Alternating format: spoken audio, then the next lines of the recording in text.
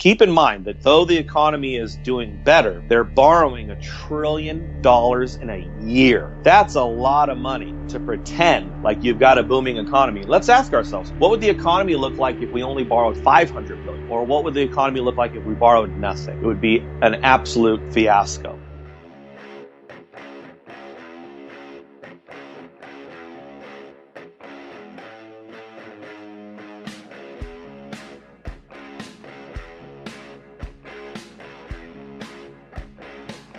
Hi, and welcome to the X22 Report Spotlight. Today's guest is Daniel Ameduri. Daniel called for Dow 8000, the collapse of Lehman Brothers, AIG, Washington Mutual. During the mortgage crisis, he helped people put options on Countrywide Mortgage. These puts saw a gain of 1,400%. He's the creator and owner of YouTube channels Vision Victory, Future Money Trends, and the website futuremoneytrends.com. And I am very happy to have Daniel on the X22 Report Spotlight. Daniel, welcome to the Spotlight. Hey, thanks for having me on the show. Hey, thanks for being here. And I wanted to start off with the economy. And right now we see the economy with the corporate media, with the government. They're putting out numbers and they're telling us that the economy is doing well. But then we see Toys R Us, they closed. We see other major retailers have closed. We see real estate in Canada, in Australia, in the UK, in the United States, prices have leveled off. They're coming down now. We see interest rates moving up. And,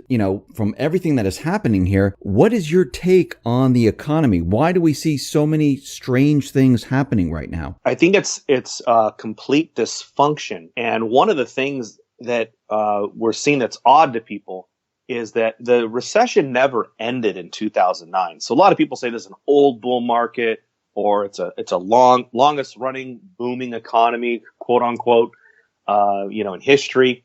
But really, we were in a severe recession going into as late as 2 or 3 years ago. We were still into a severe recession. Now, the numbers all say we're not in recession. The unemployment rate, which is completely garbage, had been going down for 8-9 years straight since the financial panic. So what happened is now you actually have some fundamental things. Some things that actually did help the economy, like the rolling back of regulations and the tax cuts. And when they started to help the economy, it's like, what do we do now? We've already faked the unemployment rate down to 4%. Where the hell do you go with it now? And so now you actually, instead of having these massive amounts of part-time jobs, or let's say 10 million people added onto the food stamp program, you've got 3.5 people dropping off of the food stamp roll. So there are some fundamental things that are improving, but you're in a totally dysfunctional environment. The entire since the 2008 crisis, there have been so many unprecedented things done by the central banks and central planners with negative interest rates, quantitative easing. So you've had this economy and this bull market that's been completely built on air. And now you actually have some fundamental things that are good for the United States and good for the world. But now where the hell do you go with it from here? Because you've already faked it so far. So I think the next thing is we're finally going to see the inflation, the price inflation that many of us have seen coming for a long time. Because, as we faked it and band-aided over this severe crisis, the debt everything got worse. Fundamentally, the deficit got worse. The public debt is bad. It went from almost being able to be reset to where now it's worse than ever. Same thing for the mortgages. The housing prices the bubble's been reinflated. And now we've created this everything bubble where all the assets, the commodities stocks suck, but the commodities themselves, lumber at an all-time high. Oil's doing, oil's high. Many of the other industrial metals are doing well. So you have a very dysfunctional environment. So it's a tricky question when you say, how's the economy? Well, in some aspects of it, the economy is doing much better than it was 3 to 5 years ago or 10 years ago. But the problem is we had a huge problem in 2008, and then we took that problem and swallowed it with currency creation and debt. And so now we have a problem that's 10 times as big as 2008. So where do we go from here? And I think between the tariffs, the tax cuts and a little bit of a move here in the economy, I think inevitably we are going to finally see some inflation as people define it in their heads that the price is going up. Obviously, we've seen a ton of inflation as far as expansion of the currency supply, but we'll see the price inflation now, and I think that's coming within 6 months. If not, it's already started.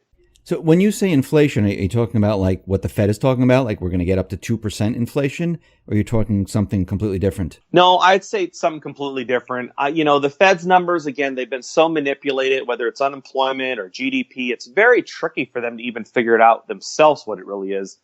John Williams from Shadow Stats, he's done a good job in using the same methodologies as the 1990s, and he's got another one that goes back to what they used in the 1980s. And that'll help us get a better picture of where the price-inflation is. Like for unemployment, for example, I like to use shadowstats.com or Gallup. Look, we trust Gallup to poll a presidential election with 100 million votes. They're off by 2 points maybe. I kind of trust their unemployment numbers more than the government, who is surveying also. A lot of people don't know that. The actual rate is like a survey. It's like a poll. So, but when it comes to inflation, I think we're going to, see that, 7 to 10, 12% price inflation. And we're already there in many things. People just don't realize it because there is a lot of shadow inflation that's been going on for the past decade. And, I know there's a couple of websites that have done articles about this in the past. And maybe it's a good idea. Maybe I should write one. But, where you've got your ice creams are in the same, whatever I'm trying to think, container, but maybe it's a few ounces less. So you're buying less ice cream, but you're paying the same price. Well, it doesn't look inflationary, but that is inflation. That's shadow inflation. So I think we are going to see that price inflation, and we'll see what happens with the U.S. dollar. That's the ultimate inflation. That could become a hyperinflationary event. But for now, I don't see that in the near future, just because the entire global economy is tied in to the U.S. dollar. And for something to happen to the U.S. dollar, that means China's in a lot of pain, Russia's in a lot of pain, Europe's in a lot of pain. So I don't think everybody is upset enough with the U.S. or wants to take down the U.S. enough to actually do something to where they'd hurt themselves. Because if the U.S. dollar crashes, you're talking about a systemic global event that will be a disaster for everybody in power. I mean, you mentioned the dollar and you mentioned China and Russia, but in the past, couple of years, and actually in the last couple of months, Russia, they've been, selling their treasuries, moving away from the dollar, creating their own payment system. We have China doing the same thing. They have their own payment system. They have their own, gold exchange, Shanghai Gold Exchange, and their own payment system, like I said. Now, it looks like those countries and other countries, India and many others, they're kind of like slowly moving away from the dollar. Are they preparing for when this dollar collapses? Is that why they're moving away? I think that's a great observation, because they are doing that, but it does take a long time. So in our minds as individuals, we see the writing on the wall. And if you're like me, I confused inevitability with imminent. But in reality, it's going to take some time. What we're talking about here is very significant, very large. This will be a marker in history. The world in 1971 went to a fiat-only standard. The first time in history. The money was literally backed by nothing. And now here we are today, fast forward 40 years later, and this will end, but it might not end tomorrow. It might take 10, 15, even 20 years to play out. And I know it sounds like crazy talk to say this can go on for another 20 years. But if you guys are, like me, and you were following this in 2007, 2008, think about it. We're 10 years away from Lehman Brothers. Who would have thought the Dow would be at 25, 26,000? We would have gone without a major crisis since Lehman Brothers. I would have thought there would have been some sort of significant crisis. So I often tell my future money trends readers, it's very likely we'll see Dow 50,000 before we see Dow 5,000 or even Dow 15,000. Because if you consider the people in power, they have to keep this going. So what will they do to stay in power? They'll do anything, whether it's a Fed or a Chinese politician. they do not want this to spin out of control on them. So when you think about like the pension system or the entire financial system, it's dependent on the financial assets going up. It's dependent on the dollar. So what is the most likely event? If everybody in power needs the same thing and is dependent on the same thing, okay, well, look, I already tried to bet against the Fed in 2000, and that didn't work out for me.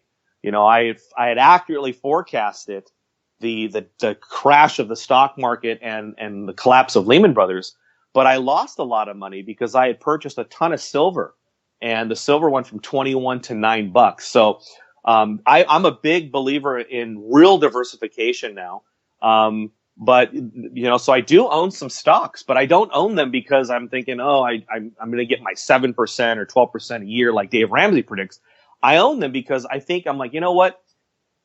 If the Fed and every pension system and every politician on the planet wants these things to go up, then hell, why not? Let's see what happens. The worst that can happen is I end up stuck owning a piece of a business like McDonald's or Chevron. So ultimately, I'd rather own a piece of a business than a fiat currency. So I am very concerned that there's going to be a systemic crisis. I just think realistically, it's going to take a long time to play out. I just want to stay on the stock market. I mean, the S&P 500 right now, we've seen, 10 years of positive returns, and before that it was, 9. And we're seeing, mixed messages. And we talked about this just before, where the Fed, where they reported the economy is strong. But then we have like Warren Buffett out there saying that the stock market metric suggests serious pain awaits investors. So at one end, we have the Fed saying, no, the economy's fine, everything looks great. Then we have Warren Buffett and some other financial pundits out there saying that we're going to feel pain very soon. I mean, which message here is the right message? Well, I think both in a way. And I actually have an in-depth article about this going out on futuremoneytrends.com. So about the time people are listening to this, it's probably going to be posted on the website, or you'll get an email about it. But, look, the S&P 500 or the stock market in general is up for 9 to 10 years now. However, we also need to consider it's only up nominally. Does it have a real gain against inflation? And I would argue that it's not much, if any, against actual real price inflation adjusted to what John Williams keeps track of at shadowstats.com, or even the government's numbers when you actually use the one that doesn't strip out energy and the cost of food. So is the stock market really up? The perception is it's up, but nominally up it's just like wages. Wages aren't up. Nominally they're up, but they're not up adjusted to inflation. So I think that's one thing people need to consider, that when they think about, can the Dow Jones or the S&P 500 go another 5 years or 10 years? I say absolutely yes. And that's because it hasn't truly gone up in a significant way to actually outpace inflation. So, but what Warren Buffett's showing, when he uses different metrics, which, look, the guy doesn't really time the markets, and he hasn't been the S&P 500 in the past 10 years, which is by his own definition how you judge a hedge fund manager. But so both are right, but at the same point in time, we always have to keep in mind, if there's deflation, or if there is a stock market crash, this could implode state budgets. This could implode pension funds. This could implode the financial system to the point where people in power lose power. So now, I tend to be on the side that believes that there is no option of deflation. They will choose inflation. Deflation is the natural force. That's what should happen. That's what needs to happen to clear all the debt out, to clear all the misallocation of money and capital out. But I don't think that can happen, because I don't think everybody in power is on the same side of this trade. So I think what's more than likely to happen is that before you see any kind of crash, I think you're going to see the S&P 500 and the Dow go to higher levels than any of us can possibly imagine.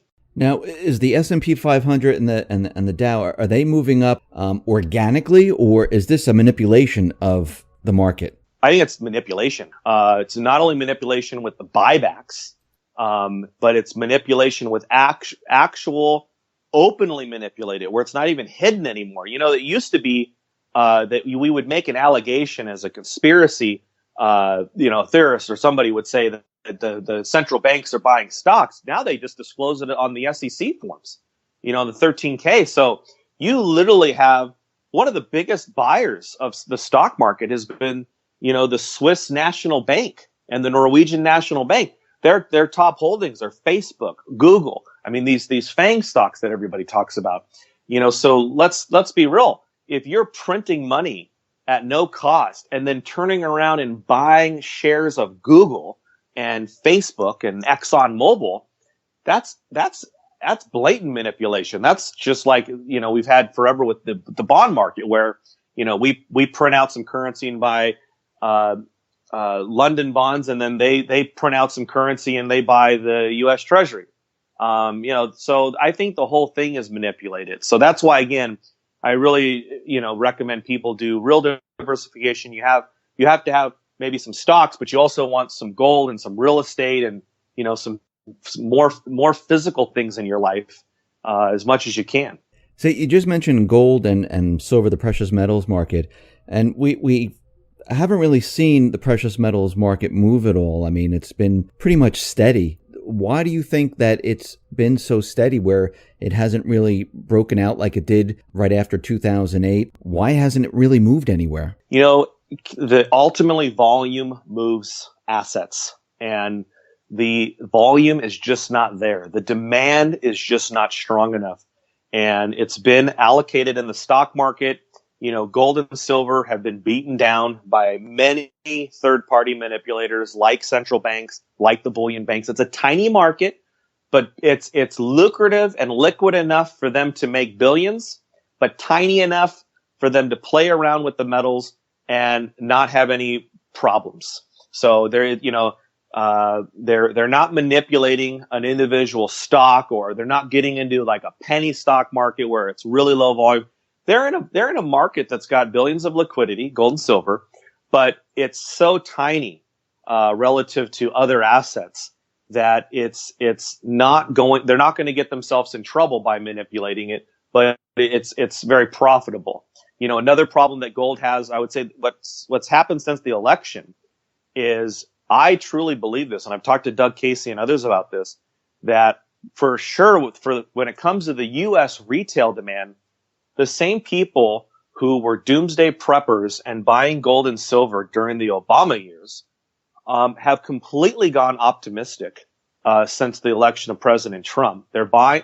I'm telling you, I'm talking to a lot of people, and I've observed this in many different conferences. Just talking to the different people who have been going all around the country and speaking at different conferences, like Frank Holmes. The optimism from the gold bugs is to the point to where they're not buying gold. They're buying the Dow Jones. They're buying the Vanguard 500 tied to the S&P.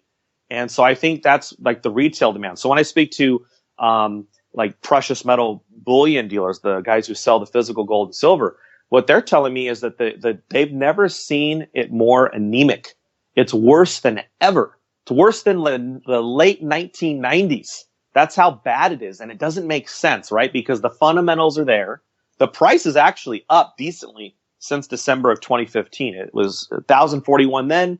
It's about $1,200 now. That's not bad in the last 3 years. However, the demand is just not there to push these metals up. And until that happens, as long as money is diverted into the paper markets by large institutions, I don't think we're going to see a rally in gold and silver. I think gold and silver are going to have a rough year or two here.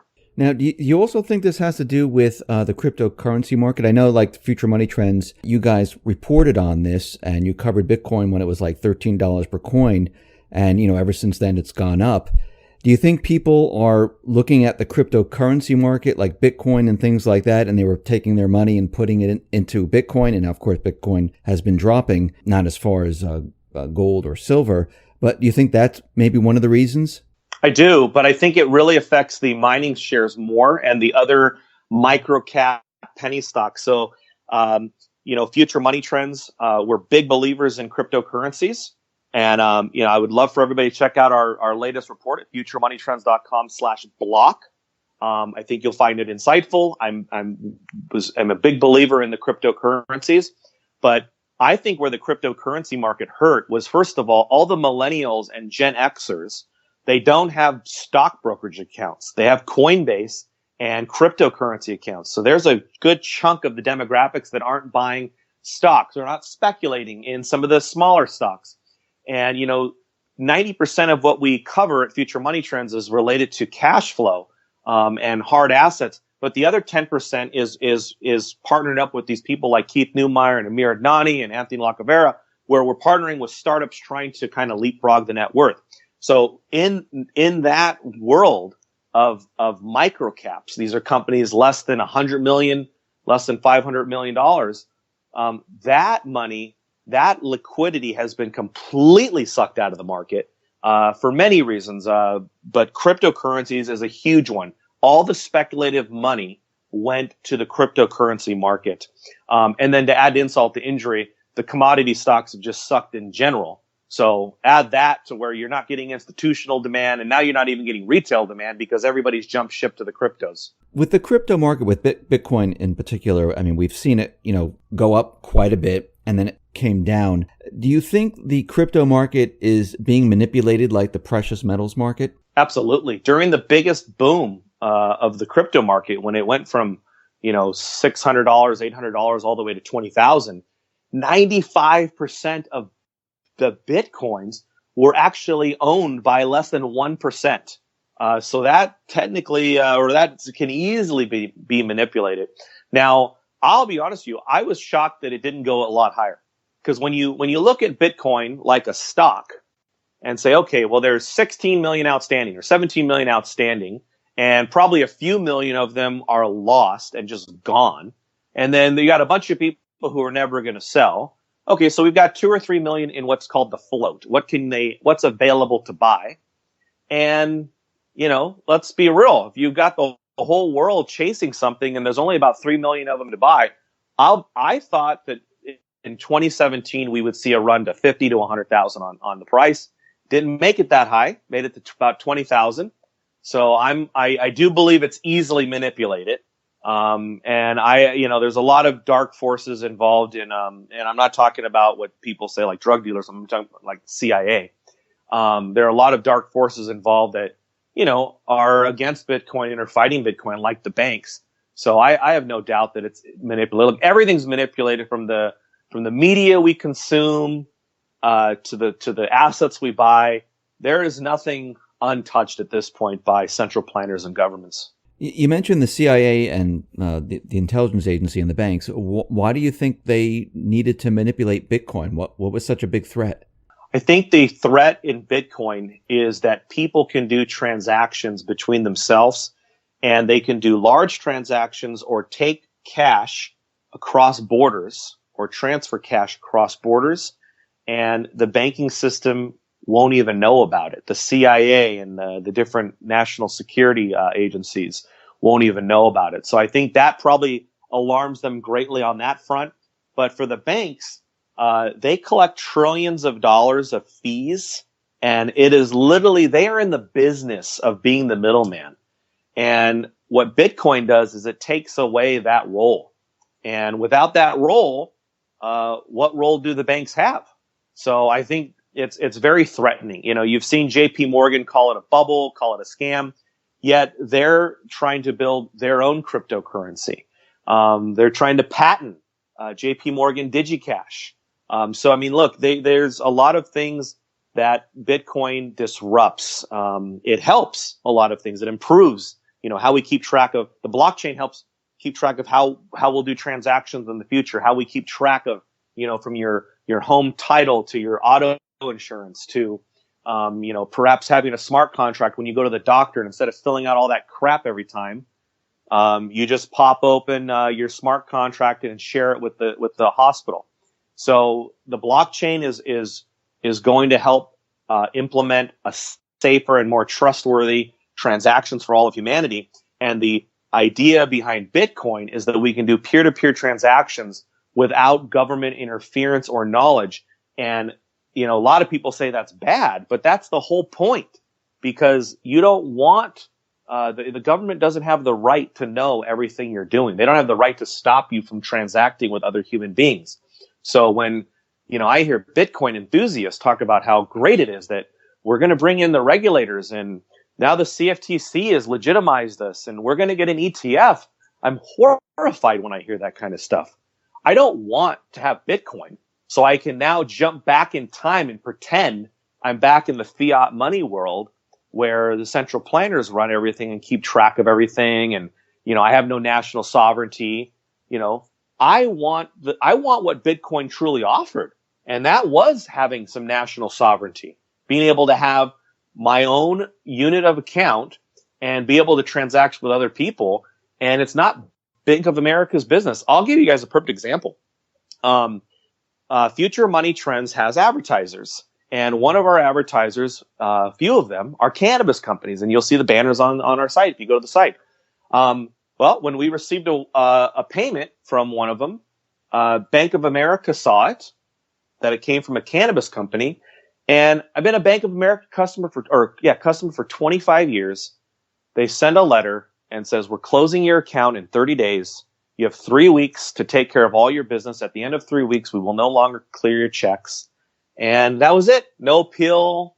It was like, getting ripped from Google or YouTube. Like nothing. Just, you're making money from cannabis and you're done. So the point is that's the control they have over me. That's the control they have over you. And I don't like that. And that's why I think the cryptocurrency market, is needed. And it only makes me embrace the cryptocurrencies and gold more because, at the snap of a finger, shoot, what if I would have been traveling? What if I would have been on a cruise with my kids? I'm not receiving mail, when I'm out and about exploring the world with my family. And just like that, Bank of America shut me down. Luckily, I was home and I saw it. But I don't like somebody having that kind of power. But so we don't think about that because for the most part, they're not going to do that to you. But just so everybody knows, at any time they can inspect and close your safe deposit box. They can close your account. They do whatever they want. I wanted to get your take on Trump's policies, tariffs, and what we've been seeing. They've given us a GDP number of 4% or so. Where do you see the economy going? Is Trump's policies, are they working, or what's happening here? I think Trump's policies and his enthusiasm and his supporters is certainly helping. Look, Trump's in a mess, and he, keep in mind that though the economy is doing better, they're borrowing $1 trillion in a year. That's a lot of money to pretend like you've got a booming economy. Let's ask ourselves, what would the economy look like if we only borrowed $500 billion? Or what would the economy look like if we borrowed nothing? It would be an absolute fiasco. So we're on an unsustainable path. Certainly, I believe taxation is theft. So when he went from 35 to 22, I was upset that it didn't go from 35 to 0.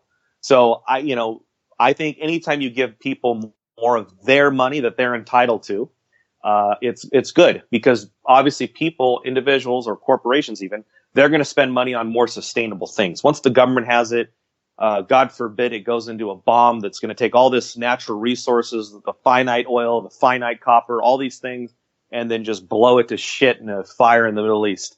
So, the government will misallocate the money. So, of course, starve the beast, give more money back to the people, give it to Silicon Valley. Whether you think good about them or bad of them, there's certainly some good things coming out with new technologies and new businesses. So, overall, I think Trump has been a great disruptor and an agent of change. I honestly am surprised he has the stamina because the man has taken more arrows than probably any human being on earth. And he has overcome absolute fake news that he has to deal with on a regular basis. I read something this morning that said Trump finally admits to collusion. And I read the article on Yahoo, and basically Trump was saying that his son went to that meeting with a Russian attorney thinking he was going to get some dirt on Hillary, which was already public information. And instead they talked about some adoption thing. Well, this has been common knowledge for like 6 months now. Trump tweets it and they act like it's breaking news, like they went to collude with the Russians. I mean, it's just there's absolute stories being made up. And so despite all of that, I think Trump has done some good. But my concern for him is that he could potentially be the ultimate fall guy. You know, the economy is overdue, and you know it's very fragile. So we'll see what happens here. If maybe he'll prove us wrong, and that's one thing. You know, like you got to give entrepreneurs and people like Trump. You know, look, he's proved us all wrong at least a few times, and you know he continues to do quite well. Where do you see the economy going, like in the next year or so? I think over the next year, we'll probably see the Dow Jones cross 30,000. In my opinion, I think gold is probably headed to 1,000. I'm a buyer of gold here because the downside is so limited. The upside is tremendous. Could go to 5,000, 10,000, but the downside is like 15, 20%. So I love buying gold right now. The stock market, I think we should diversify a little bit into it. And as far as the economy as a whole, I think it will continue to do quite well in the perception of it doing quite well, just because the debt will continue. As long as sovereigns, other sovereigns, or the market doesn't reject all this mass consumption with debt, it will continue to have will continue to live in this great illusion that allows us to live our great American lives. So it will continue. I don't see it ending in the next year. So I would say the economy will continue doing what it's been doing. But you know, at some point in time, as we all know, that debt is going to hit a wall, and when it does, you'll truly learn how. And this whole thing will unravel because we are in such an unsustainable situation when it comes to how much debt we're dependent on. So, but over the next year, I see more of the same. Daniel, thank you very much for being on the X22 Report Spotlight. Once again, how can people see all your work? Please go to futuremoneytrends.com for my weekly wealth digest. Also, you'll be the first to receive information on. I'm going to do a few speaking engagements throughout the country, as well as releasing a book at the end of the year. So please check out futuremoneytrends.com. It's completely free. Daniel, once again, thank you very much for being on the Spotlight. I really appreciate it. Thanks.